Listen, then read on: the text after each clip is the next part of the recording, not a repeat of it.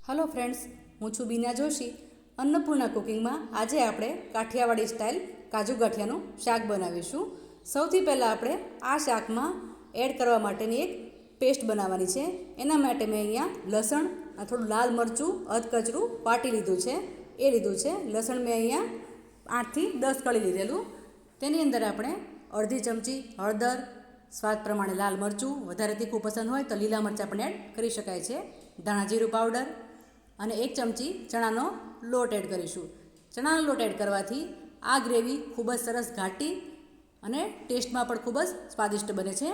એની અંદર 3 થી 4 ચમચી જેટલું પાણી એડ કરી અને બધું બરાબર મિક્સ કરી લઈશું। આપણી આ પેસ્ટ તૈયાર છે। હવે પેસ્ટને સાઈડ પર મૂકી દઈએ અને આગળની પ્રોસેસ ચાલુ કરીએ। અહીંયા મેં પેનમાં 2 ચમચી જેટલું ઘી એડ કર્યું છે। ઘીની જગ્યાએ તમે તેલનો પણ યુઝ કરી શકો છો। આપણે આ ઘીમાં કાજુને તળવાના છે।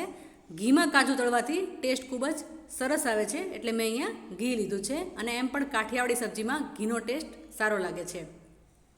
અહીંયા મેં 50 ગ્રામ જેટલા કાજુ લીધા છે। આ કાજુને આપણે લાઇટ બ્રાઉન કલર થાય ત્યાં સુધી ઘીમાં સાતળવાના છે। કાજુ ખૂબ જ સરસ ક્રિસ્પી થઈ જશે। ગાંઠિયા સોફ્ટ હોય છે અને કાજુ ક્રિસ્પી તો સબ્જી ખૂબ જ સરસ ટેસ્ટી લાગે છે, એટલે આ પ્રોસેસ જરૂરથી કરવાની છે। જોઈ શકો છો ફ્રેન્ડ્સ, કાજુ એકદમ સરસ બ્રાઉન થઈ ગયા છે। હવે આ કાજુને આપણે પ્લેટમાં લઈ લઈએ। હવે કાજુ તળેલું જે ઘી છે એ આપણે પેનમાં રહેવા દઈશું અને એની અંદર આપણે 2 ચમચી જેટલું તેલ એડ કરીશું।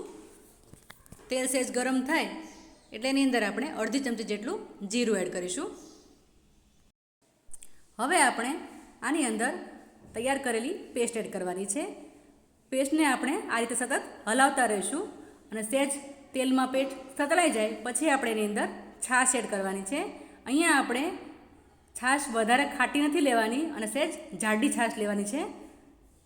છાશને એડ કરી અને સતત હલાવતા રહેવાની છે અને આપણે પેસ્ટમાં મીઠું એડ નથી કર્યું અને અત્યારે પણ મીઠું એડ નથી કરવાનું, કારણ કે મીઠું એડ કરવાથી છાશ છે એ ફાટી જશે। મીઠું આપણે સબ્જીમાં છેલ્લે જ એડ કરીશું।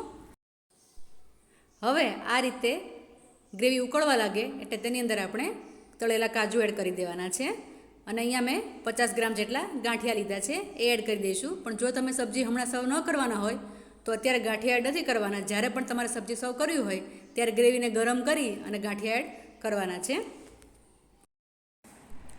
હવે આપણે આ સબ્જીમાં સ્વાદ પ્રમાણે મીઠું, ગાંઠિયામાં મીઠું હોય જ છે એટલે મીઠું એ પ્રમાણે જ એડ કરવાનું છે અને થોડો ગરમ મસાલો એડ કરીશું। હવે ગેસની ફ્લેમ બંધ કરી દઈશું। સબ્જી સર્વ કરવા માટે તૈયાર છે। તો ફ્રેન્ડ્સ, તમને આ રેસીપી કેવી લાગી મને કમેન્ટ કરીને જરૂર કહેજો। વિડીયોને લાઇક કરજો અને વધુમાં વધુ શેર કરજો। નવા વિડીયો સાથે ફરી મળીશું। આવજો।